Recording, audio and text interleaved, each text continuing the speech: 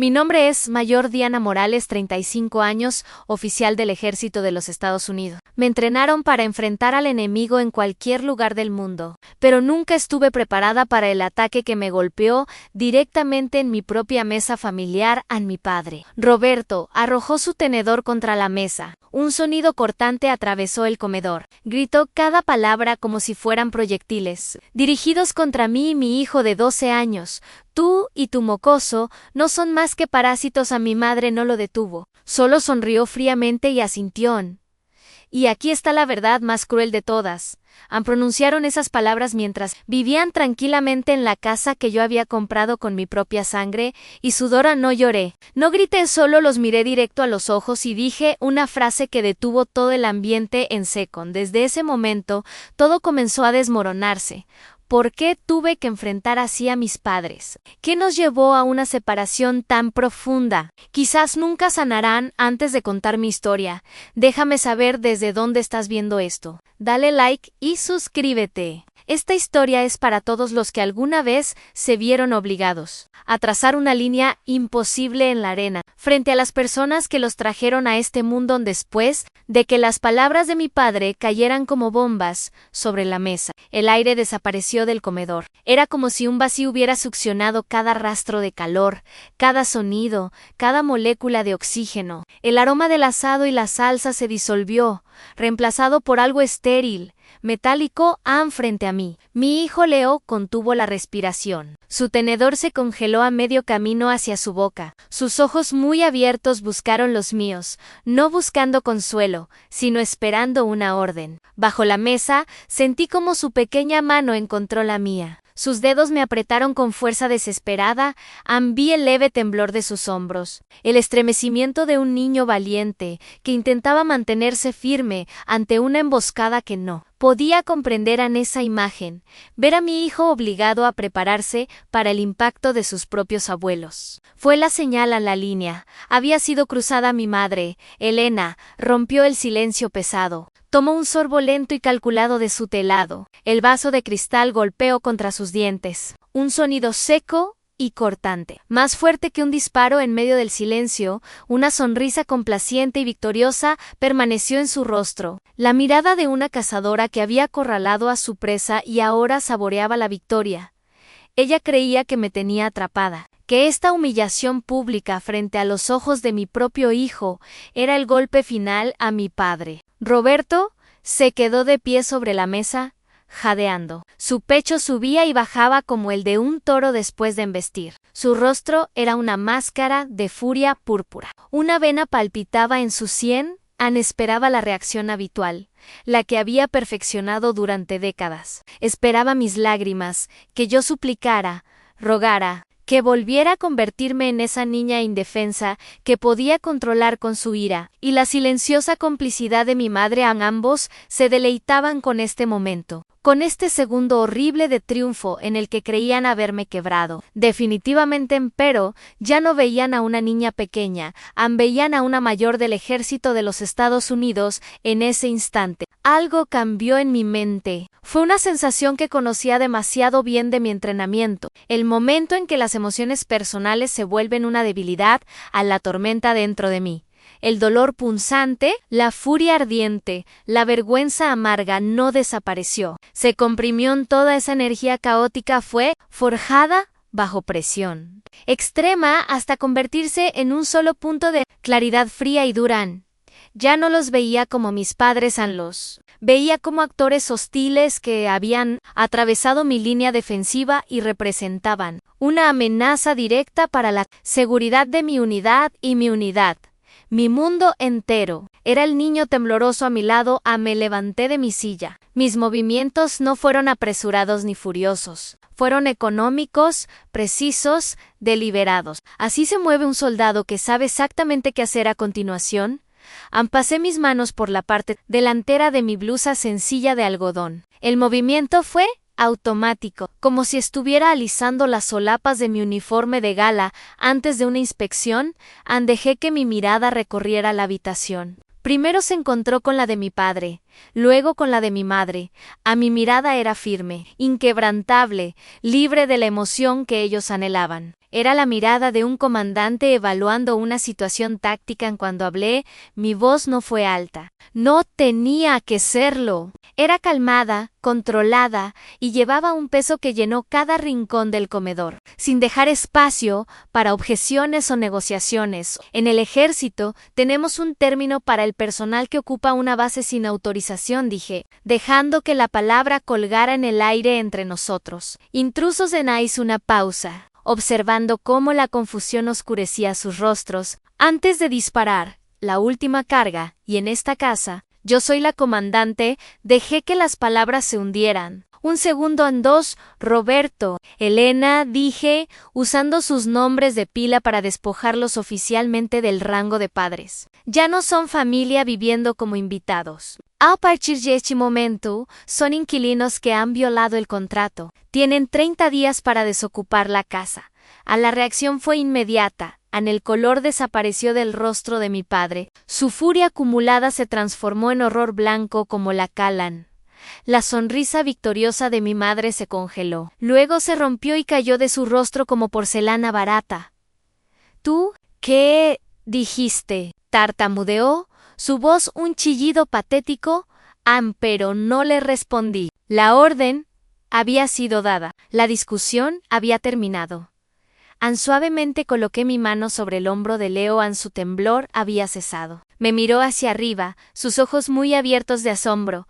Vamos, soldado, a tu cuarto, dije en voz baja. Guié a mi hijo fuera del comedor, mi espalda recta como una vela, mi cabeza en alto. No miré atrás al caos que dejaba atrás, al horror estupefacto, a la furia que apenas comenzaba a encontrar su voz, mientras caminábamos por el pasillo. La voz de mi madre estalló en un grito estridente, una avalancha de acusaciones y amenazas. Pero, para mí, era solo ruido, el eco irrelevante y desvaneciente de una batalla que ya había sido librada, en una batalla que acababa de ganar a Naná salvo en la habitación de Leo. Cerré la puerta y bloqueé el ruido. Finalmente soltó mi mano y envolvió sus brazos alrededor de mi cintura. Enterrando su rostro en mi blusa, lo sostuve con fuerza, acaricié su cabello, mi propio corazón todavía martillando por la adrenalina del combate, mientras estaba allí de pie, mirando los pósters de superhéroes en superhéroes. Una pregunta pesada se instaló en mi mente. ¿Por qué lo soporté durante tanto tiempo? La pregunta resonó en el silencio de la habitación de León, un fantasma que me había perseguido durante 17 años. ¿Por qué lo había soportado tanto tiempo? Mis ojos se deslizaron desde la figura dormida de mi hijo hacia la pared de mi propia habitación. Allí, en un marco negro simple, colgaba mi certificado de nombramiento, que me ascendía al rango de mayor Anún, testimonio de una vida construida sobre disciplina y logros. Pero mi mirada no se detuvo allí, se deslizó hacia un marco más pequeño y antiguo sobre mi mesa de noche. Sostenía una fotografía descolorida de una niña sonriente con un espacio entre los dientes, parada junto a un hombre grande y orgulloso en el uniforme de gala del Cuerpo de Marines de los Estados Unidos. Mi abuelo, y cuando miré a sus ojos bondadosos y constantes, el recuerdo de la primera gran traición volvió, tan claro y agudo como el día en que sucedió hace 17 años. Tenía 18 años y el mundo yacía a mis pies, como un mapa lleno de posibilidades.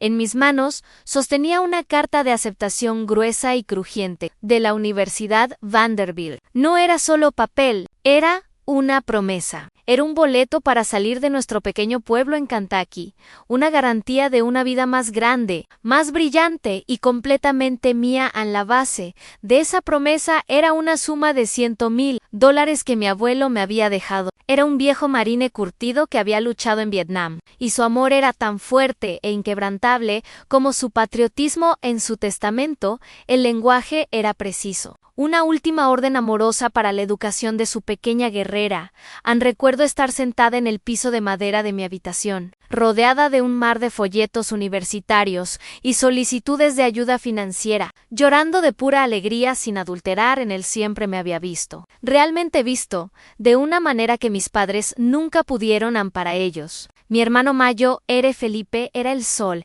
el centro de su universo, alrededor del cual todo y todos tenían que girar. Yo era solo un satélite, un asunto secundario, pero para mi abuelo. Yo era una luchadora, fue él quien me enseñó sobre honor, integridad y valor propio. Nunca permitas que nadie te valore por debajo de tu verdadero valor. Diana solía decir, su voz un rugido profundo y reconfortante.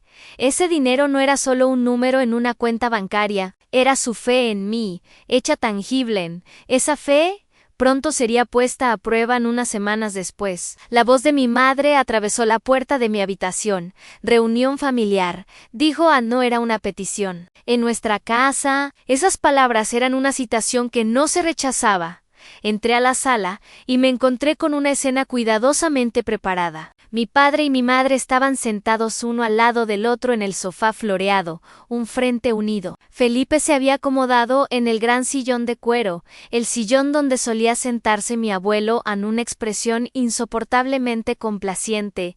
Cubría su rostro, no hubo charla trivial, ni introducción suave. Mi padre, un hombre que trataba la vida familiar como una negociación comercial, fue directo al grano. Felipe tiene una excelente idea de negocio, anunció. Su voz plana y sin emoción. Necesita capital para comenzarla. La familia va a contribuir con $100,000. El aire se congeló. Sentí como la sangre se me iba del rostro. Pero ese es el dinero del abuelo para mi educación universitaria.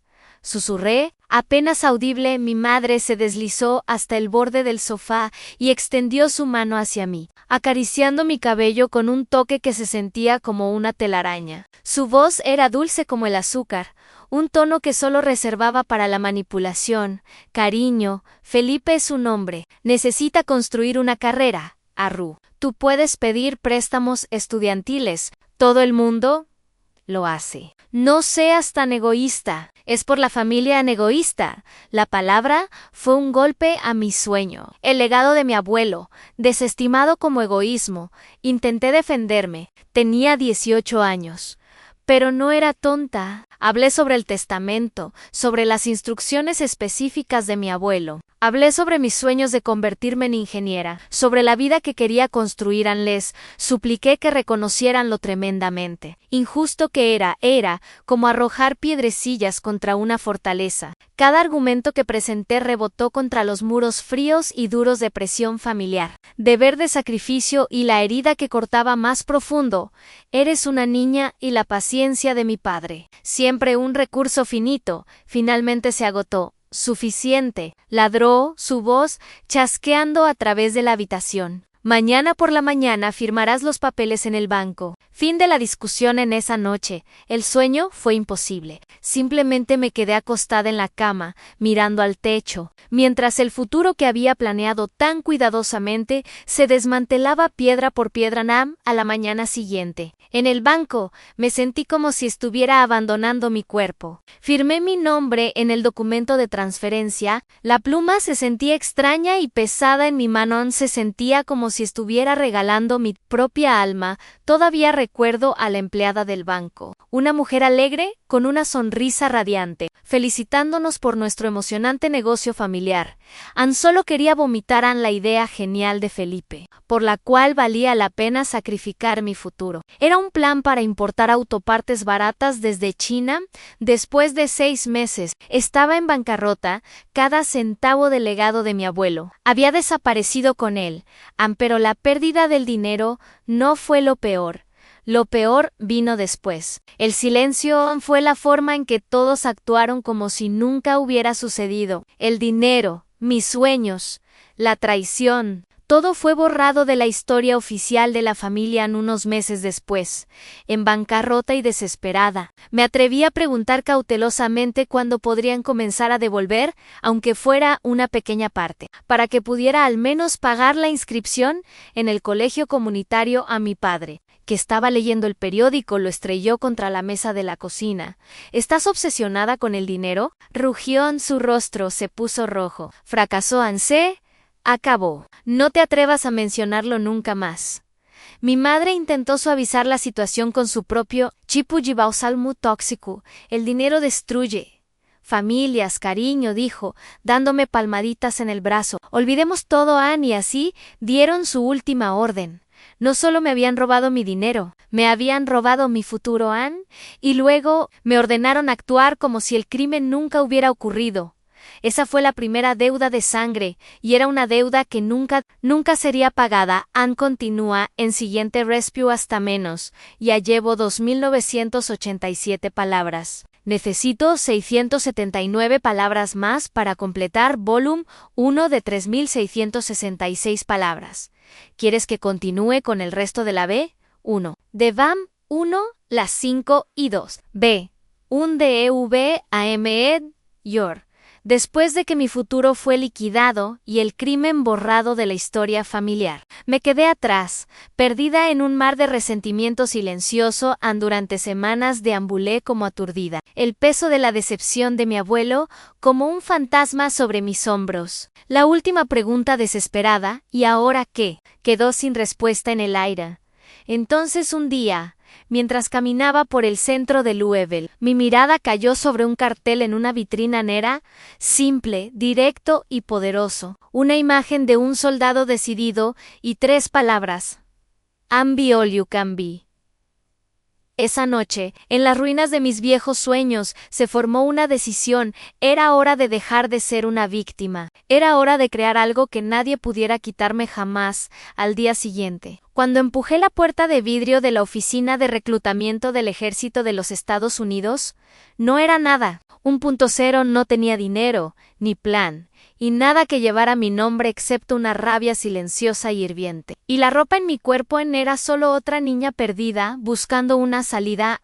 El hombre, detrás del escritorio, un sargento de reclutamiento llamado Reyes, era un hombre de piel morena, robusto, con ojos amables, pero una presencia inflexible. Me miró de arriba a abajo, notando mis jeans desgastados y la energía desesperada que probablemente irradiaba. ¿Por qué quieres unirte al ejército?, preguntó. Su voz tranquila y equilibrada. Anne podría haberle dado toda una vida de respuestas. Podría haberle contado sobre la herencia robada, sobre el sueño destrozado de Vanderbilt, sobre la traición profunda que me había vaciado Anne. Pero no lo hice. Anne sostuve su mirada y dije la única verdad. ¿Qué importaba? Quiero servir, dije, mi voz más firme de lo que me sentía. Y quiero construir una vida que nadie pueda quitarme jamás. El sargento Reyes sostuvo mi mirada por un largo momento. Luego asintió lentamente. Una pequeña sonrisa conocedora tocó sus labios. Bienvenida al ejército. Pequeña, dijo, y por primera vez en meses sentí que alguien realmente me veía. No por lo que poseía, no por lo que podían quitarme, sino por lo que podía llegar a ser. Sí, la oficina de reclutamiento fue una puerta. Entonces, el entrenamiento básico en Fort Jackson, Carolina del Sur, fue una verdadera prueba de fuego. A 9 semanas de miseria incesante, aplastante del alma, y a la vez hermosamente transformadora. Me quitaron todo lo que me hacía un individuo. Mi nombre se convirtió en soldado raso. Mi cabello fue cortado, mi ropa civil fue guardada, y mi frágil ego fue sistemáticamente desmantelado por los gritos incesantes de los instructores en marchamos kilómetros, bajo el sol abrasador de Carolina del Sur, hasta que nuestros pies eran una masa de ampollas. Nos arrastramos a través del lodo espeso y apestoso, con alambre de púas a solo centímetros, sobre nuestras cabezas. Aprendimos a ensamblar, disparar y limpiar un rifle hasta que se sintió como una extensión de nuestro propio cuerpo. Muchas noches me quedaba acostada en mi litera superior. El delgado colchón no aliviaba nada del dolor en mis huesos. Simplemente miraba a la oscuridad y me preguntaba qué demonios había hecho. El dolor físico era inmenso, pero el agotamiento mental era peor. Estaba más sola de lo que jamás había estado en mi vida. Una noche, aproximadamente 3 semanas después del inicio, choqué contra una pared. Cada músculo gritaba. Me faltaba el sueño, y un instructor había estado gritándome durante 20 minutos por un hilo. Suelto en mi uniforme, enterré mi cara en la almohada para amortiguar los sonidos de mis sollozos desgarrados. Convencida de que no sobreviviría ni un día más, fue el momento en que estuve más cerca de rendirme. Mis dedos buscaron mi billetera en lo profundo de mi casillero. hasta que encontraron la pequeña fotografía, desgastada de mi abuelo, en la tenue luz de la luna que entraba por la ventana del cuartel. Vi su rostro orgulloso y sonriente, y pude escuchar su voz casi tan clara como si estuviera a mi lado, rugiendo en mi memoria: Mantenchi erguidavo guejerá, las tormentas solo hacen más fuertes a los robles. Algo en mí hizo clic a la mañana siguiente, cuando el toque de Diana sonó a las 4 de la madrugada. Puse mis pies en el suelo frío con nueva determinación. Este sufrimiento, esta disciplina, no me estaba rompiendo. Me estaba forjando, estaban tomando todas las partes rotas y astilladas de la niña que una vez fui y las estaban fundiendo, martillando hasta convertirlas en algo nuevo. Algo más fuerte, con cada pista de obstáculos que conquistaba, con cada marcha que completaba. Sentía que recuperaba un pedazo de mí que me habían robado Después de graduarme, fui destinada a Fort Bragg, Carolina del Norte. El ejército me dio lo que mi familia nunca tuvo, una misión clara, un salario fijo y un techo sobre mi cabeza. Pero lo más importante, me dio un camino hacia adelante. No había olvidado mi sueño de una educación universitaria. Me inscribí inmediatamente en cursos nocturnos, aprovechando al máximo el programa de asistencia de matrícula del ejército. En mi vida se convirtió en un ciclo de servicio, entrenamiento y estudio. Leía libros de texto en la parte trasera de Humvees, escribía ensayos en el ruidoso comedor y metía sesiones de estudio donde y cuando fuera posible. Por primera vez en mi vida, era parte de un equipo real en mi unidad. Era un grupo salvaje de jóvenes de todos los rincones del país. Un hijo de granjero de Iowa, un chico bromista del Bronx, una chica callada de California. A nadie le importaba quién era mi familia o de dónde venía. Todo lo que importaba era si podía hacer mi trabajo. Si les cubría la espalda en el fuego cruzado. Esta era una nueva clase de familia. Una que no se basaba en palabras vacías y obligaciones manipuladoras, sino en el fundamento sólido de dificultades compartidas y confianza ganada. Ocasionalmente las llamadas de mi pasado me encontraban en mis padres o Felipe. Se comunicaban, siempre siguiendo el mismo guión predecible. Comenzaba con algunas preguntas superficiales sobre mi bienestar, pero eran solo el preludio de la verdadera razón de la llamada. Felipe tenía otro problema y necesitaban dinero, solo un poco de ayuda. Diana, tu salario del ejército debe ser bastante bueno. Ahora, canturreaba mi madre con esa dulzura falsa y familiar en su voz. En el ejército aprendí a luchar. En esas llamadas telefónicas aprendí a defenderme. Aprendí a decir no. Era solo una palabra, pero la más difícil que jamás tuve que dominar. Cada vez que la decía, volaban las acusaciones. Era desagradecida. Era egoísta. Había olvidado de dónde venían, pero las palabras que una vez tuvieron el poder de destrozarme, ahora rebotaban como piedrecillas contra una armadura. Ya no tenían el mismo peso, porque ahora sabía con una certeza que se había anclado profundamente en mis huesos, que mi valor ya no estaba determinado por ellos. No dependía de su aprobación o su decepción. Se medía por las insignias en mi uniforme y el respeto en los ojos de mis camaradas.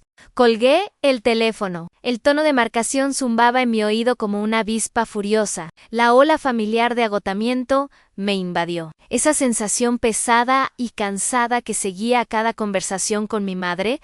Tomé un largo sorbo de mi café. El calor amargo, un pequeño consuelo en la pequeña mesa en la esquina de la bulliciosa cafetería. Justo afuera de Fort Bragg, mi amiga Sara Méndez estaba sentada frente a mí. Su expresión impenetrable. No necesitaba preguntar. Me lo notó en la cara. Déjame adivinar, dijo, revolviendo su propia bebida. Otra crisis en la saga de Felipe y exigen refuerzos financieros inmediatos. Logré esbozar una débil sonrisa.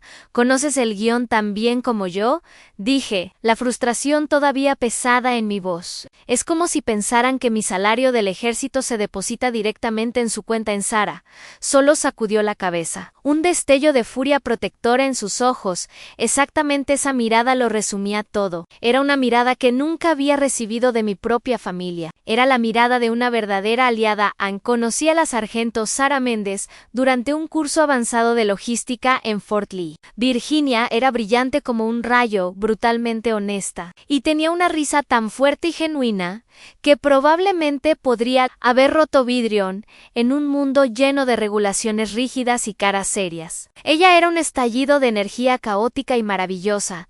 Nos unimos de inmediato, pasando largas noches, estudiando manuales tácticos complejos y viviendo de café rancio y pura fuerza de voluntad, en el ambiente abrumador de alta presión de ese entrenamiento. Su amistad fue un salvavidas.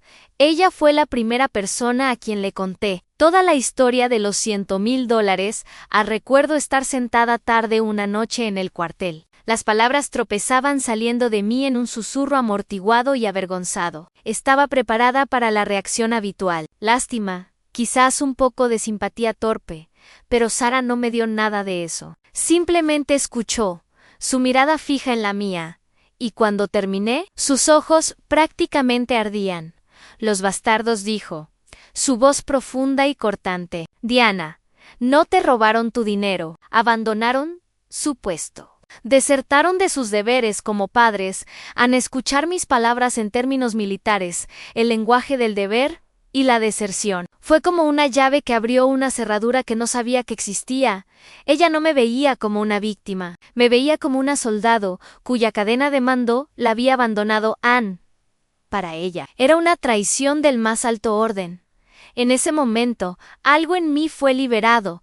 Sara no solo se convirtió en una amiga, se convirtió en mi familia unos años más tarde. Cuando descubrí que estaba embarazada de Leo, tenía miedo. El padre, otro soldado con el que había estado, no pudo manejar la noticia y desapareció de mi vida. Se volvió a comprometer para un puesto en Alemania.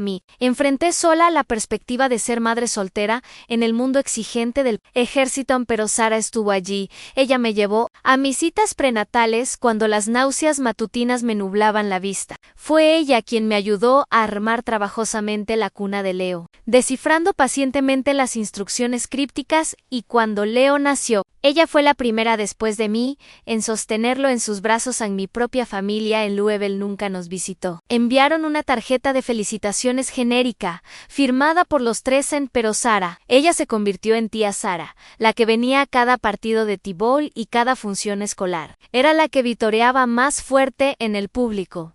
Ella me dio a mí y a mi hijo lo que mis parientes de sangre nunca pudieron darnos. Simplemente estuvo presente el año en que fui ascendida a teniente. Primero fue un hito silencioso, ni siquiera pensé en llamar a mis padres. ¿Qué les hubiera dicho? Nunca habrían entendido el significado, las largas horas y el trabajo duro que implicó. En cambio, fui con Sara y algunos muchachos de mi pelotón a un pequeño bar ruidoso en Fayetteville con piso pegajoso y cerveza barata. Pedimos una ronda y Sara levantó su botella. Por la teniente Morales. Gritó por encima de la música. Los muchachos vitorearon. Chocaron sus botellas contra la mía en ese bar ruidoso y sencillo, rodeada de personas que me cubrían la espalda. Lo sentí por primera vez, la calidez de una verdadera familia, después de años de vida frugal, después de cada dólar ahorrado. Finalmente hice algo que una vez había pensado que era imposible. Compré mi primera casa. Era una casa pequeña y modesta de 3 habitaciones en un barrio tranquilo, no muy lejos de la base, con un pequeño jardín, perfecto para un niño. El día en que cerré la compra y la agente inmobiliaria me entregó las llaves, entré en la sala vacía. El olor a pintura fresca todavía flotaba en el aire, y lloré. Estas paredes no eran solo yeso y madera, eran un símbolo de mi independencia. Esta era mi fortaleza, construida no con una herencia, sino con mi propio sudor y mis propios sacrificios, un lugar del cual nadie podría echarme jamás. Sara.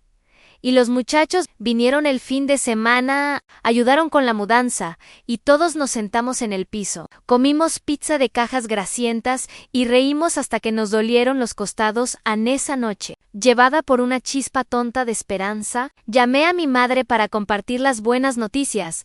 Su reacción fue tibia en el mejor de los casos. «Qué lindo, cariño», dijo. Su voz distante y desinteresada, ni sin pausa, agregó. «Solo asegúrate de mantener la habitación de huéspedes libre. Nunca se sabe cuándo Felipe podría necesitar un lugar para quedarse por un tiempo. A medida que mi carrera progresaba y mis finanzas se volvieron más estables, las llamadas pidiendo dinero se volvieron más frecuentes y exigentes.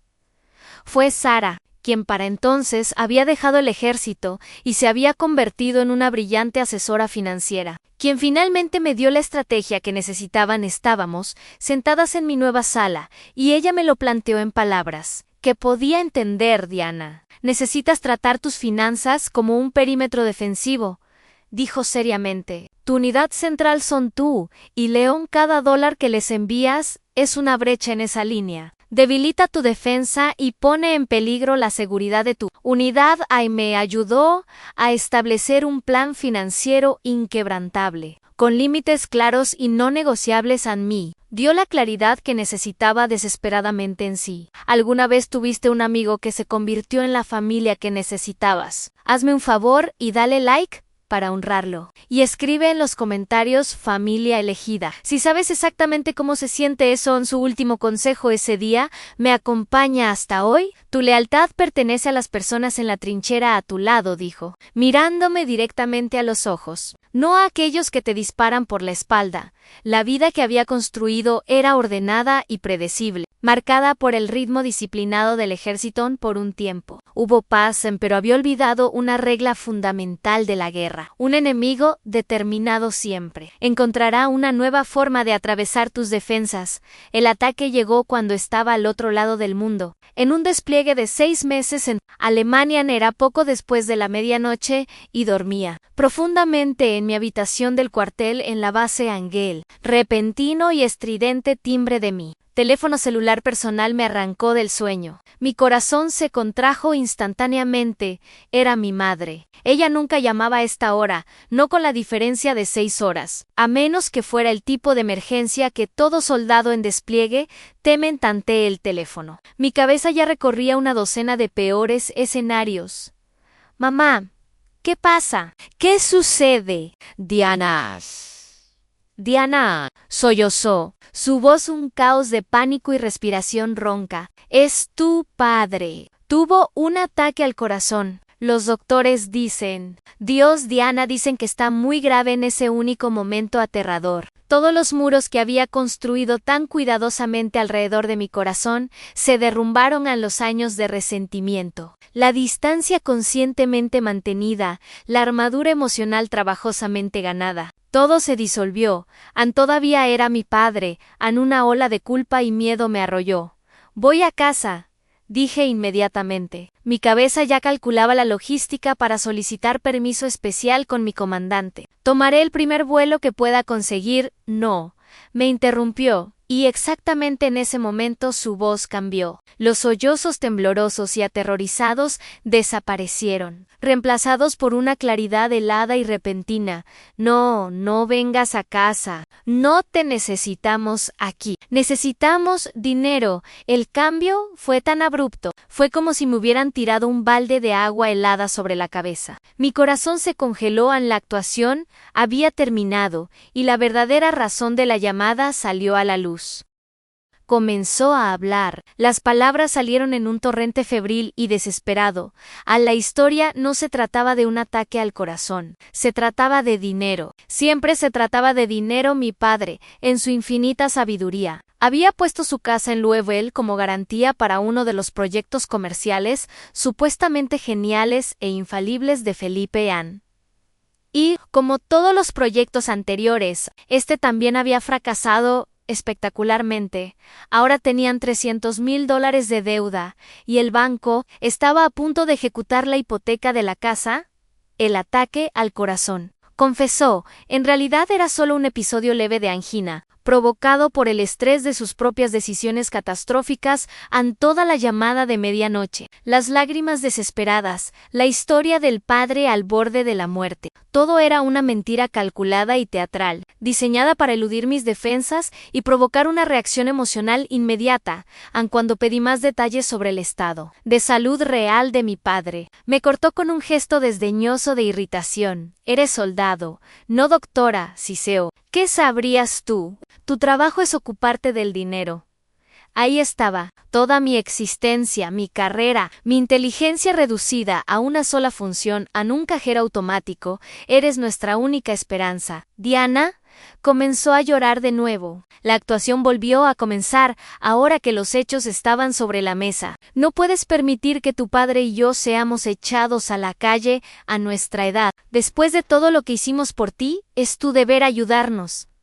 Andeveran esa palabra otra vez, la cadena pesada e invisible, que siempre intentaron ponerme alrededor del cuello en mi entrenamiento se activó. Silenciando el caos emocional, necesito tiempo para pensar en esto, dije. Mi voz plana fue un error táctico decir que necesitaba tiempo. No me dio espacio. Les dio una apertura fue la señal para lanzar un asalto psicológico completo en pocas horas. Mi teléfono comenzó a zumbar sin cesar. Fuego entrante en Felipe lanzó una andanada despiadada de mensajes de texto. Cada palabra goteaba veneno. Yo era una hija despiadada, una traidora. Estaba dejando morir a mi padre por mi egoísmo. Luego vino el correo electrónico de mi padre mismo. El hombre que supuestamente estaba al borde de la muerte, aparentemente había encontrado la fuerza para escribir un manifiesto de 2000 palabras, ni una sola palabra de afecto, ni una sola pregunta sobre mi vida, solo un largo y divagante análisis autocompasivo de cómo toda esta catástrofe financiera era en realidad mi culpa en sí, solo hubiera sido una hija más, solidaria, y hubiera invertido en el genio de Felipe desde el principio. Nada de esto habría pasado. Coordinaron su ataque, golpeando desde todos los lados en un movimiento de pinza clásico a mi hermano con el fuego de artillería emocional, mi padre con la manipulación psicológica, mi madre con las súplicas llenas de lágrimas. No estaban pidiendo ayuda, estaban exigiendo mi rendición incondicional y funcionó a miles de kilómetros de distancia. Aislada en mi habitación, sentí que comenzaba a desmoronarme. El peso de ser su única esperanza era aplastante. Una carga hecha insoportable a mi voluntad comenzó a desmoronarse bajo el bombardeo. Incesante a mi mano temblaba cuando marqué el número de Sara. ¿Qué debo hacer?, pregunté. Mi voz se quebró. La oficial, cuidadosamente controlada, desapareció, reemplazada por una hija perdida, y abrumada, Sara guardó silencio por un largo momento al otro lado de la línea. Cuando finalmente habló, su voz era tan calmada y firme como el acero. Mayor dijo, y el uso de mi rango fue intencional, un recordatorio de quién era yo. Esto es una emboscada. Están usando información falsa y guerra emocional para traerte a una trampa. No puedes pelear esta batalla a distancia. Tienes que regresar. Tienes que confrontarlos en tu propio terreno, bajo tus condiciones, y obtener tu propia información real. Sus palabras fueron como un chorro de agua fría en la cara. Me sacaron de la niebla emocional. Tenía razón. No podía tomar una decisión clara basada en su pánico y manipulación. Estaba dejando que el enemigo dictara los términos del combate. Eso tenía que terminar. Respiré profundamente. La dureza del acero regresó a mi voz. Sabía lo que tenía que hacer. Iba a casa. La mañana siguiente presenté la solicitud de permiso especial. Pero mi misión no era volar de regreso para salvarlos, era volar de regreso y terminar esta guerra de una vez por todas. El vuelo de Alemania a Louisville fue un viaje largo y sofocante a través de zonas horarias y aire, reciclado con cada hora que pasaba. La claridad analítica y fría que había sentido después de hablar con Sara comenzó a deshilacharse, reemplazada por una opresión familiar y pesada, cuando conduje desde el aeropuerto en el auto de alquiler, a través de los suburbios familiares de mi ciudad natal, bordeados de robles y casas silenciosas. Todo se sentía extraño. No estaba regresando a casa, a un santuario. Era una soldado entrando en una zona de combate conocida a mi propia casa. La fortaleza que había construido para mí y mi hijo ahora se sentía como territorio ocupado por el enemigo. Entré en el camino de entrada. Respiré profundamente antes de apagar el motor. Había aprendido en el ejército a sobrevivir, evadir, resistir y escapar. El entrenamiento SIER te enseña a reconocer tu punto de quiebre absoluto, tu línea roja no negociable, aquello que proteges a cualquier costo. Yo sabía cuál era mi línea, era León. Cuando entré por la puerta, el rico aroma del asado flotaba en el aire, un olor que debería significar consuelo y regreso a casa. Pero la atmósfera en la casa era fría, tensa y antinaturalmente silenciosa. Mi madre, mi padre y Felipe estaban todos sentados en la sala. Sus rostros se volvieron hacia la puerta cuando entré. Parecían un consejo de prueba esperando a un prisionero. No hubo abrazos, ni sonrisas de bienvenida. Todavía estaba entumecida y rígida por el vuelo de 10 horas. Mi cuerpo dolía de desfase horario, pero nadie preguntó si estaba cansada. Nadie me ofreció un vaso de agua a las primeras palabras de mi madre. Incluso antes de que dejara mis maletas, fueron: ¿ya hablaste con el banco? La pregunta quedó suspendida en el aire, una encarnación perfecta de toda su visión del mundo. Yo no era su hija, que acababa de viajar 6.400 kilómetros. Era un instrumento financiero que había llegado para cumplir su función. Necesitamos hablar sobre el plan, continuó. Su voz era comercial. Tengo una lista de los pagos requeridos y un posible cronograma. Tenía un plan de batalla para mi dinero, y se suponía que yo debía ejecutarlo sin objeciones en la cena. No fue una reunión familiar, fue un interrogatorio. El asado pesaba en mi estómago mientras lanzaban un ataque coordinado. Cada uno de ellos golpeaba alternativamente. Mis defensas. Mi padre me daba conferencias sobre el honor familiar y la vergüenza de perder la casa. Una casa por la que no había pagado cuotas en años. Mi madre hablaba de la responsabilidad de un hijo. Su voz empapada en esa culpa llena de lágrimas que había elevado a una forma de arte. Felipe, mi hermano dorado, solo hablaba. Divagaba sobre oportunidades perdidas y culpaba la situación económica por su propio fracaso. Mientras se llenaba el plato, nunca preguntaron por mi vida en Alemania. No preguntaron por mi trabajo, mis soldados, o cómo estaba manejando Leo. El hecho de que yo estuviera desplegada cuando finalmente encontré un hueco en su muro de exigencias. Intenté traer la conversación de regreso a la realidad. Tengo mis propias obligaciones, dije, lo más calmadamente posible. Tengo que proveer para el futuro de León. Su fondo universitario es mi prioridad. Mi padre resopló, agitó la mano en un gesto desdeñoso. ¿Proveer para qué? Es un niño, algún día se las arreglará solo, dijo con una lógica cruel y casual. La familia te necesita ahora. Las palabras no dichas flotaron en la habitación.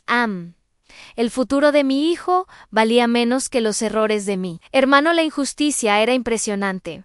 Respiré profundamente, me recompuse y hablé cada palabra con cuidado calculado. No voy a usar el dinero que he ahorrado para la educación de Leo para pagar las deudas de Felipe. Fue una declaración clara e inequívoca. Fue el detonante. Maldita egoísta, siseó Felipe, su rostro retorcido de rabia. Mi madre, puntual como siempre, estalló en sollozos teatrales. Enterrando su rostro en sus manos, era la actuación conocida de siempre, escenificada para hacerme ver como la atacante cruel. Y luego vino la escalada final. Mi padre, Roberto, se levantó de un salto. Su rostro era un púrpura aterrador. Una vena palpitaba en su sien. Estrelló su tenedor sobre la mesa. El tintineo agudo me hizo estremecer. Tú y tu mocoso no son más que parásitos. Rugió, la voz de un hombre cuya autoridad había sido desafiada y despojada. Se inclinó sobre la mesa, los ojos saltones, viviendo en mi casa, comiendo mi comida, y se niegan a ayudar a la familia que te crió. A la pura y impresionante desfachatez de la mentira. Casi me dejó sin aliento en su casa. Su comida. Yo era dueña de esta casa, cada viga, cada teja del techo. Yo pagaba la hipoteca. Yo pagaba el impuesto predial. Fui yo quien se detuvo en el supermercado de camino del aeropuerto para comprar los ingredientes para exactamente esta comida. Y ahí estaba, Esa era la línea roja. No solo me había insultado, no solo había mentido, había dirigido su veneno directamente hacia mi hijo, a la parte de mí que había soportado silenciosamente su toxicidad durante 17 años, la parte que había aprendido a aguantar y retirarse. Simplemente murió. Fue reemplazada por la mayor en 17 años de furia reprimida. No estallaron en un grito, estallaron. Como hielo en me, levanté lentamente. Mis movimientos ni apresurados ni furiosos. Fueron económicos, precisos, deliberados. Así se mueve un soldado que sabe exactamente qué hacer. A continuación, pasé mis manos por la parte delantera de mi blusa sencilla de algodón. El movimiento fue automático, como si estuviera alisando las solapas de mi uniforme de gala antes de una inspección. Dejé que mi mirada recorriera la habitación. Primero se encontró con la de mi padre, luego con la de mi madre. A mi mirada era firme, inquebrantable, libre de la emoción que ellos anhelaban. Era la mirada de un comandante evaluando una situación táctica, aun cuando hablé, mi voz no fue alta. No tenía que serlo. Era calmada, controlada, y llevaba un peso que llenó cada rincón del comedor, sin dejar espacio para objeciones o negociaciones. En el ejército tenemos un término para el personal que ocupa una base sin autorización, dije, dejando que la palabra colgara en el aire entre nosotros. Intrusos, Anais, una pausa, observando cómo la confusión oscurecía sus rostros. Antes de disparar la última carga, y en esta casa, yo soy la comandante, dejé que las palabras se hundieran. Un segundo en dos. Roberto. Elena, dije, usando sus nombres de pila para despojarlos oficialmente del rango de padres. Ya no son familia viviendo como invitados. A partir de este momento, son inquilinos que han violado el contrato. Tienen 30 días para desocupar la casa. Eso fue el momento en que la guerra realmente comenzó. Ansí, ¿alguna vez sentiste esa sensación increíble y aterradora de finalmente defenderte a ti mismo? Entonces presiona like ahora mismo y en los comentarios escribe solo una palabra: límites, porque esa es una palabra que todos necesitamos aprender a usar. En el silencio que siguió a mi declaración en la mesa fue más pesado que cualquier grito anterior. Era el silencio ensordecedor y resonante de un campo de batalla. Después de una explosión, no me quedé para ver las consecuencias. Simplemente tomé a Leo de la mano y lo llevé arriba. Lo arropé y cerré la puerta a la vida que una vez había llevado Anne. El sueño no llegó. En cambio, me quedé despierta toda la noche mirando al techo. Mi mente tranquila y clara por primera vez en años. A la tormenta emocional había pasado. Lo que quedaba era la certeza fría y dura de una orden de misión. Anya no era una víctima. Era una comandante. Anne a la mañana siguiente, cuando el sol apenas entraba por la ventana. Lancé mi contraofensiva. Mi primera llamada fue para mi aliada. Mi subcomandante en Sara. Han declarado la guerra, dije, mi voz tranquila y firme, mientras caminaba de un lado a otro en la habitación de huéspedes. Y acaban de abrir un nuevo frente. ¿Qué pasó?, preguntó Sara, su voz inmediatamente alerta. Describí la escena en la cena, el ultimátum que les había dado. Luego le conté sobre el último desarrollo. Mamá se ha hecho pública. Publicó un video lleno de lágrimas en TikTok y Facebook. Le está diciendo a todos que su despiadada hija mayor la está echando a ella y a su anciano esposo enfermo a la calle. Ya tiene cientos de vistas en el vecindario. Sara no soltó una exclamación de horror ni lástima. Respondió como la NC o que era, mayor en guerra de información. Para eso, estamos entrenadas, dijo, su voz afilada y estratégica. Regla número 1. No peleas en el terreno del enemigo. Sin respuestas, sin comentario, sin contranarrativa. Déjalos gritar al vacío, mientras nos ocupamos del objetivo real. ¿Cuál es?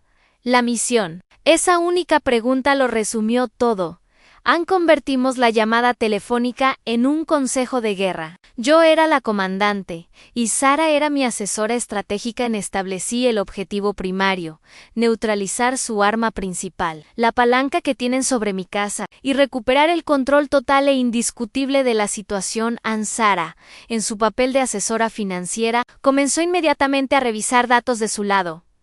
Ok, dijo después de unos momentos de tecleo. Analicemos el campo de batalla. La escuché hacer clic, escuché cómo revisaba la información financiera, luego una larga pausa al otro lado de la línea, y finalmente habló de nuevo. Su voz ahora atravesada por una nueva emoción. Espera un momento, dijo lentamente. Tengo una idea. Es un poco loca, pero podría funcionar. Explicó que la deuda de $300,000 de mis padres no estaba sobre mi casa. Como había asumido, era una segunda hipoteca que habían tomado sobre su propia casa antigua en Louisville. Esa que habían poseído durante 30 años en la casa estaba a punto de ser ejecutada por el banco. Entonces el plan de mi madre era chantajearme emocionalmente para que pagara el dinero y compensara su propia decisión catastrófica. Entonces, en lugar de darles el dinero para sacarlos del apuro, dijo Sara mientras la idea tomaba forma, ¿por qué no pasas a la ofensiva? Eres veterana. Tienes acceso a un préstamo con condiciones increíbles. ¿Por qué no compramos la casa directamente debajo de ellos? Podríamos acercarnos directamente al banco y ofrecerle comprar la propiedad en dificultades. Incluso antes de que vaya a subasta, la idea me golpeó como un rayo. Era brillante, era audaz, no era defensa, era un ataque preventivo. Los desarmaría completamente, arrebatándoles su única carta real, la amenaza de quedarse sin hogar, y pondría todo el poder y control directamente en mis manos. Hazlo, dije. Sin dudar ni un segundo. Desde ese momento, me moví con absoluta determinación. Ya no actuaba desde el dolor o la ira. Estaba ejecutando una misión. Inmediatamente contacté a una abogada de bienes raíces en Louisville que Sara me había recomendado. Una mujer astuta e inflexible especializada en ejecuciones hipotecarias. La siguiente hora la pasé al teléfono con USA, mi banco cercano al ejército, e inicié el proceso de preaprobación para un préstamo. Cada paso fue calculado y preciso. Mientras mi familia jugaba para su audiencia en las redes sociales, convencida de que yo estaba acorralada y al borde de la capitulación, yo movía silenciosamente mis piezas en posición en mi laptop. Creé una nueva carpeta, etiquetada Evidencia. Guardé capturas de pantalla de los mensajes de texto venenosos de Felipe. Guardé el correo electrónico de manipulación psicológica de mi padre, con una grabadora de pantalla. Creé una copia de alta calidad del video lloroso de mi madre en TikTok y las docenas de comentarios de extraños que me llamaban un monstruo. Estaba construyendo un expediente que documentaba cada amenaza, cada manipulación. La sensación era extraña. El miedo y el dolor que me habían perseguido durante años habían desaparecido, reemplazados por un enfoque intenso y claro, como un diamante. El plan se desarrolló más rápido de lo que había esperado. Mi abogada confirmó que la idea de Sara no solo era posible, sino estratégicamente inteligente. El banco, explicó, estaba desesperado por sacar el préstamo tóxico de los libros, y más que dispuesto a negociar una venta rápida a una compradora preaprobada. Para ellos, era una solución limpia y simple. En una semana, mientras el video de mi madre seguía acumulando clics de lástima, mi abogada había finalizado los documentos.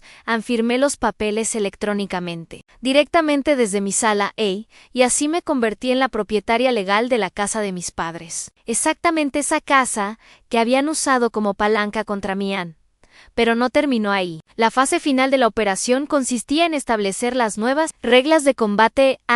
Mi abogada redactó una carta formal y legalmente vinculante. No era una súplica emocional, era un documento táctico. Dejaba claro que ahora yo era la propietaria de la propiedad y les ofrecía dos opciones.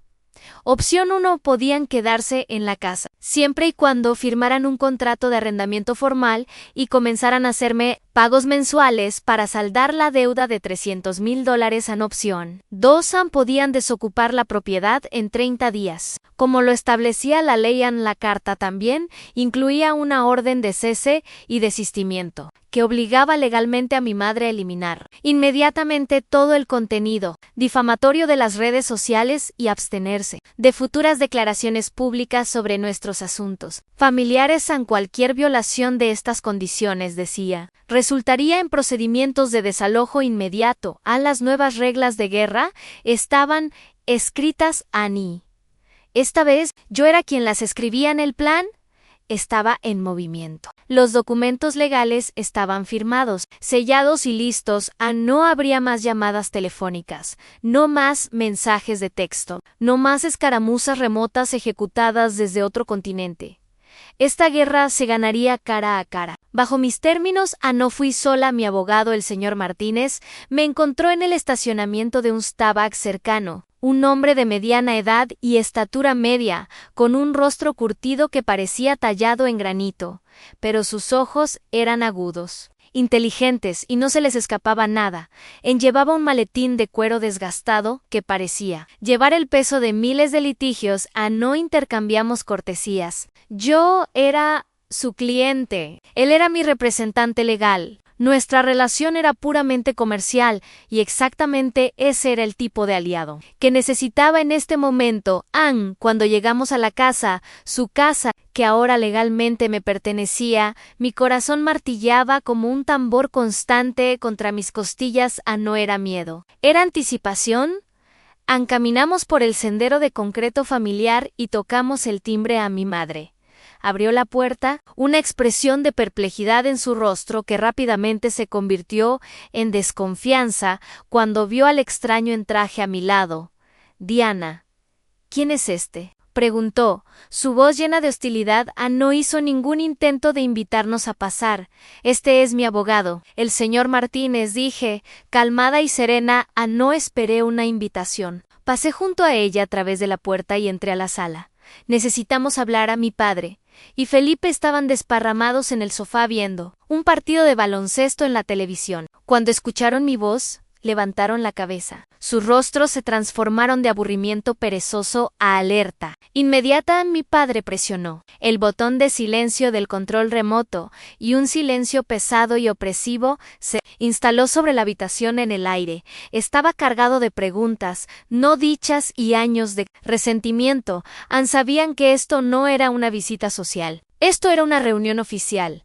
«¿De qué se trata esto?», exigió saber mi padre, tratando de proyectar una autoridad que había perdido hacía tiempo. Nos sentamos, mis padres y Felipe de un lado, el señor Martínez y yo del otro. Se sentía menos como una reunión familiar y más como una negociación de contrato entre dos naciones enemigas. El señor Martínez, sin una palabra superflua, colocó su maletín sobre la mesa de centro, lo abrió con un clic. Sacó una gruesa carpeta manila y la colocó exactamente en el centro.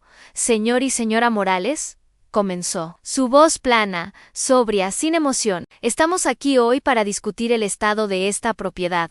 Mi padre soltó una risa breve, un resoplido desdeñoso. «No hay nada que discutir», dijo, agitando la mano con desdén. «Mi hija se hará cargo de todo. Siempre lo hace». El señor Martínez lo miró, su rostro completamente inmóvil. «De hecho, señor», dijo, su voz sin cambios, «ya lo ha hecho. A partir de esta mañana a las 8 a.m., la mayor Morales es, a través de una transacción legal y vinculante con el banco, la única indiscutible propietaria de esta propiedad». El silencio que siguió fue absoluto, tan profundo que se podía escuchar el tic-tac suave del viejo reloj de pie en el pasillo. Cada golpe, como un martillazo en el rostro de mi madre, se congeló. Su boca se abrió y cerró sin emitir sonido, como un pez. Tú estás mintiendo», tartamudeó finalmente, un dedo tembloroso apuntando hacia mí. Felipe, siempre el provocador complaciente, soltó un bufido burlón.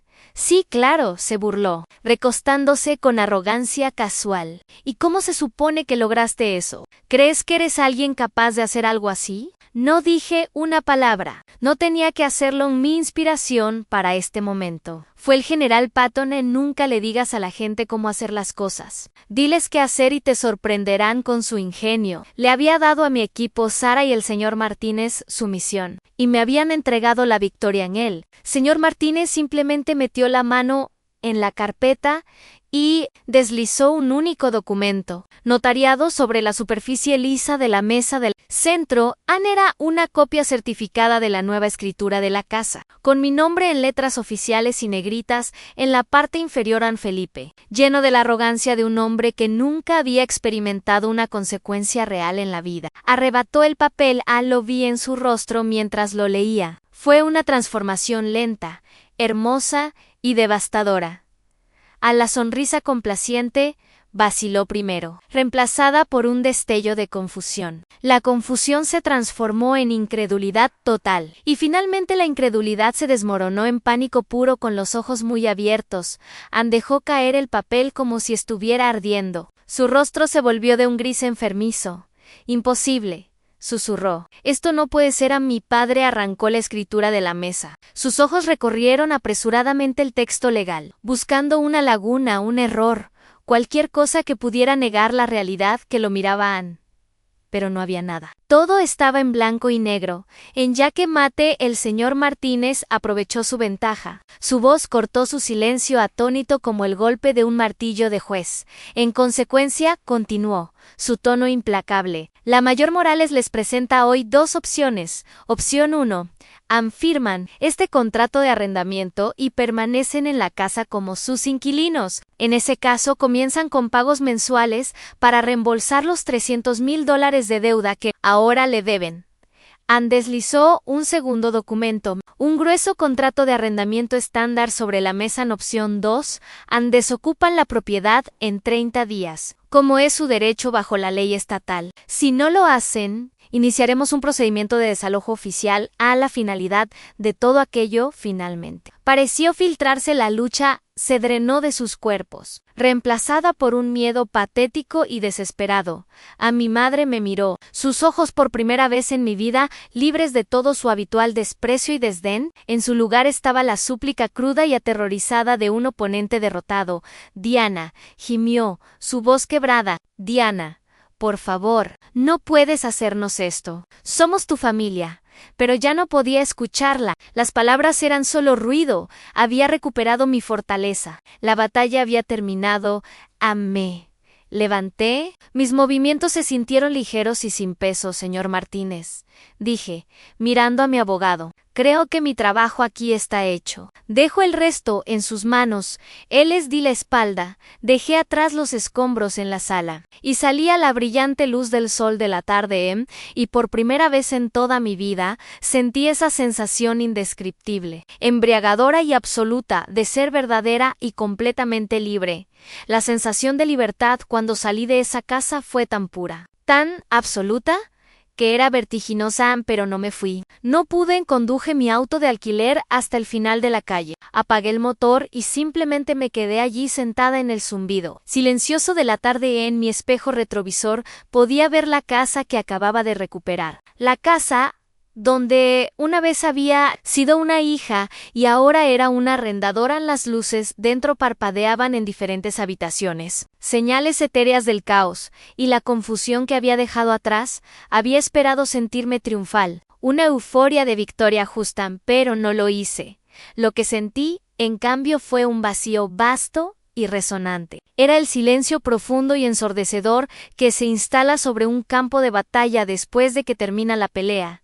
Había ganado, sí, pero el precio de la victoria fue el acto consciente e intencional de destruir el último puente que me conectaba con mi propio pasado. A mi teléfono, descansando en el portavasos, comenzó a zumbar sin cesar una serie implacable de llamadas y mensajes a mi madre, mi padre, Felipe. Lo silencié sin mirar. No había nada más que decir. Encendí la radio del auto y el sonido suave y melancólico de un solo de trompeta de jazz llenó el vehículo. Era un pequeño bolsillo de orden en medio de mi caos emocional. Mientras estaba allí sentada, llegó otra llamada de un número que no conocía. Una tía, la prima de mi madre de otro estado. Dudé.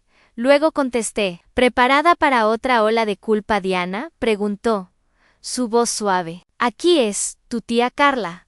Tu madre me llamó. Yo solo conozco su versión de la historia, cariño. Hizo una pausa. Pero quería decirte que sé que siempre fuiste una buena niña. Y no importa lo que haya pasado aquí, solo espero que encuentres pasan lágrimas, de las que ni siquiera sabía que estaban allí y subieron a mis ojos esta simple y tranquila validación de alguien en los márgenes de mi vida. Era algo que mis propios padres nunca pudieron darme. Fue un pequeño acto inesperado de gracia en medio de la guerra. Pensé en la famosa carta de Abraham Lincoln a la señora Bixby, donde lamentaba la pérdida de sus hijos en la guerra civil, y me di cuenta, mientras estaba allí sentada en mi auto, que acababa de librar mi propia guerra civil, había perdido a mi familia y, ahora el largo y silencioso trabajo de sanación tendría que comenzar tal como el señor Martínez había predicho. No firmaron el contrato de arrendamiento, no. En cambio, lanzaron una última campaña desesperada de manipulación. A mi madre dejó un mensaje de voz largo y divagante. Su voz, espesa de sollozos actuados, afirmaba que no sabía que había hecho mal y me suplicaba que no olvidara los lazos de sangre. Era una obra maestra de victimización escenificada en Felipe. Envió un mensaje que por primera vez en su vida realmente contenía las palabras «Lo siento», pero inmediatamente siguió con «Pero tienes que tratar de entender mi posición». Era una disculpa sin responsabilidad, una no disculpa clásica a mi padre. Sin embargo, guardó silencio. En muchos sentidos, su silencio era más inquietante que su ira. Era el silencio congelado e impotente de un patriarca, que había sido completa y definitivamente despojado de su poder y no tenía idea de cómo funcionar en un mundo donde ya no mandaba Anne. Pero había visto estas actuaciones demasiadas veces. Sus disculpas no surgían del arrepentimiento por lo que me habían hecho, surgían del miedo de lo que ahora les esperaba. Su pesar no era por el dolor que habían causado, sino por las consecuencias que ahora enfrentaban. No lamentaban el crimen, solo haber sido atrapados, contrario a mi mejor juicio. Acepté encontrarme con mi madre una última vez. Nos reunimos en un lugar neutral, una cafetería silenciosa y sin rostro, a medio camino entre la casa y mi hotel. Sin abogados esta vez. Solo nosotras dos. La mujer que entró parecía un fantasma de mi madre. Parecía haber envejecido 10 años en 10 días. Su actitud, habitualmente desafiante, había desaparecido, reemplazada por una desesperación frágil y encorvada. Se deslizó en el asiento frente a mí y de inmediato agarró mis manos. Las suyas frías y delgadas como papel. Sus ojos estaban enrojecidos y llenos de lágrimas. «Diana, por favor», susurró con voz ronca, «perdónanos. Podemos empezar de nuevo. Solo déjanos quedarnos en la casa. Intentaremos pagar. Lo prometo. Lo prometo. Lo intentaremos». Miré profundamente a sus ojos, realmente buscando una chispa de arrepentimiento genuino, una señal de que comprendía la magnitud de la herida que había infligido durante décadas. Pero no encontré nada. Todo lo que vi fue miedo, el miedo crudo y animal de perder su hogar, su comodidad, su vida acostumbrada. Retiré mis manos suavemente. Cuando hablé, mi voz era tranquila, pero las palabras estaban forjadas de 17 años de dolor. «Te perdono, mamá», dije ahí. Y en ese momento me di cuenta de que era la verdad absoluta. La ira se había quemado. Lo que quedaba era solo una tristeza profunda y pesada. «Te perdono por no ser la madre que necesitaba». Su rostro se iluminó con un destello de esperanza. Pero levanté la mano. «Pero perdón no significa reconciliación. No significa que volvamos atrás. No puedo dejarte regresar a mi vida, ni a la vida de Leo, de la misma manera. El límite está trazado. Tiene que estarlo. Me liberé del peso de mi propia ira, pero no la liberé de las consecuencias de sus acciones. Después de salir de la cafetería, me senté un momento en mi auto e hice mi última llamada, señor Martínez, dije cuando contestó. Proceda con el desalojo. Mi voz era tranquila. Fue una de las decisiones más difíciles y dolorosas de mi vida, pero al mismo tiempo la más clara y necesaria. No fue un acto de venganza, fue un acto de autopreservación. Él fue el acto de una madre protegiendo el futuro de su hijo de la toxicidad de su propio pasado. Unas semanas más tarde, se habían ido a la oficina del señor Martínez, manejó los detalles. Me mantuvieron a distancia. Más tarde supe que Felipe se vio obligado a alquilar un pequeño apartamento de una habitación al otro lado de la ciudad. Mis padres se mudaron a una residencia para personas mayores en las afueras de Louisville. La casa finalmente volvió a ser mía. Estaba tranquila, estaba en paz, pero la paz estaba atravesada por una melancolía que sabía que tardaría mucho en desvanecerse. Era la tristeza por una familia que pudo haber sido, pero nunca fue. Un año después, el ejército, en su infinita y a menudo enigmática sabiduría, me trasladó a Fort Knox. Fue una coincidencia, un cambio de destino de rutina, pero el hecho de que estuviera a solo 1 hora de Louisville se sintió menos como coincidencia y más como un regalo del universo, una oportunidad de construir una nueva vida a la sombra de la antigua, una prueba final de los límites que había trazado a mi antigua casa, la que una vez llamé mi fortaleza, ya no era mi hogar. Los recuerdos allí, los buenos y los malos, eran demasiado pesados. La había alquilado a la familia de un joven sargento, y el pensamiento de que su risa ahora resonaba por esos pasillos me traía paz.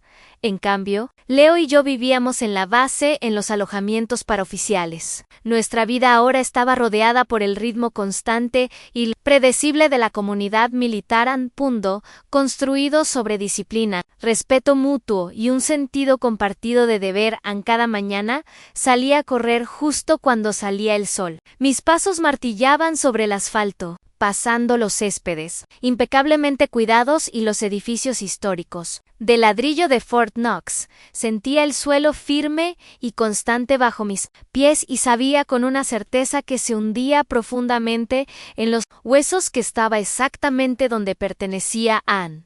Ya no era un satélite, orbitando un sol disfuncional. Anne era mi propio centro de gravedad. Como dijo una vez la gran Maya Angelou, puedo ser cambiada por lo que me sucede, pero me niego a ser reducida por ello. No había sido reducida por mi pasado, había sido redefinida por él. En la casa en Louisville donde habían vivido mis padres, la que había sido el origen de tanto dolor y manipulación. No la vendían durante mucho tiempo, no supe qué hacer con ella. Venderla se sentía como si quisiera lucrar con mi propio dolor, y no podía hacerlo. Las palabras de mi padre, mi casa, todavía resonaban en mi cabeza. Era un lugar manchado por el egoísmo, y la única manera de limpiarlo era consagrarlo con un acto de servicio. Después de que toda la casa fue reparada y pintada de nuevo, me asocié con una organización local, sin fines de lucro, que trabajaba con veteranos adjuntas. Creamos algo que llamé Proyecto Refugio en la Casa, un símbolo de la avaricia de mi familia. Se convirtió en un santuario. La ofrecimos gratuitamente como un refugio seguro temporal para familias militares que enfrentaban crisis repentinas, una emergencia médica, una pérdida inesperada de empleo, una brecha en el alojamiento. El símbolo de su egoísmo se convirtió en un faro de esperanza. A veces, cuando tengo que ir a Louisville, tomo un pequeño desvío y paso por allí. Entonces veo bicicletas esparcidas en el césped, o escucho la risa distante de niños en el patio trasero, y sonrío. Mi dolor se transformó en la paz de otra persona. Mi herida se convirtió en la protección de otro. Era la mejor clase de victoria. No corté completamente la conexión con mis padres. Eso no habría sido un acto de honor para mí. Les envío cada mes una pequeña contribución modesta, suficiente para cubrir sus necesidades básicas. No lo hago por amor, porque ese pozo se secó hace mucho tiempo, sino por un sentido de deber. Un oficial no abandona a su gente, ni siquiera a aquellos que hace tiempo fueron removidos de la unidad. Es un acuerdo limpio y puramente comercial. No hay llamadas, no hay visitas en el límite que tracé. Entonces permanece firme e infranqueable. Hicieron sus elecciones, y ahora deben, como yo, vivir con las consecuencias. Mi verdadera familia, la que elegí y me eligió, es más fuerte que nunca. Leo es, por supuesto, mi mundo entero. Sara sigue siendo mi mejor amiga, mi asesora de confianza y la primera a la que llamo cuando hay buenas o malas noticias. Y mis soldados, los hombres y mujeres que tengo el profundo privilegio de liderar, me han enseñado más sobre lealtad y sacrificio de lo que mi propia sangre jamás pudo. Ellos son quienes me mostraron cómo se ve una familia, una verdadera unidad. Ellos son los que están conmigo en la trinchera a mi historia.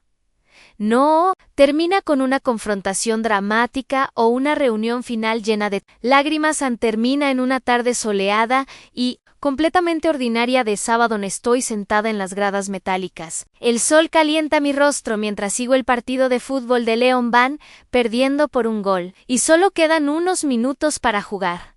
El Leo recibe el balón. No es el jugador más rápido del equipo, pero sí el más decidido. Lo veo correr por el campo. Su rostro es una máscara de concentración intensa. Sus pequeñas piernas bombean con todo lo que tienen. Disparan. El mundo parece detenerse en cámara lenta, mientras el balón navega por el aire. Un arco perfecto contra el cielo azul brillante pasa junto al portero, extendido, y golpea en la red. La multitud de padres estalla en vítores. Sangá. La cabeza de Leo gira. Sus ojos buscan las gradas hasta que encuentran los míos. Estalla en una sonrisa radiante y triunfal y corre hacia mí. Su rostro enrojecido de orgullo y victoria. Sube las gradas y lanza sus brazos alrededor de mi cuello. Todo su cuerpo tiembla de emoción. ¿Viste eso, mamá? Grita sin aliento. ¿Lo logré? Lo logré. Lo aprieto fuerte contra mí. Entierro mi rostro en su cabello sudado. El olor a pasto y sol llena mis sentidos. Lo vi, guerrero. Le susurro al oído. Mi propia voz pesada de una emoción demasiado grande para las palabras. Siempre te veo. Y en ese momento, perfectamente simple, sosteniendo a mi hijo en mis brazos, me di cuenta de que mi misión más importante, aquella para la que realmente estaba en este mundo, era proteger este pequeño, cálido e invaluable bastión. Esa misión fue un éxito, y esa es mi historia.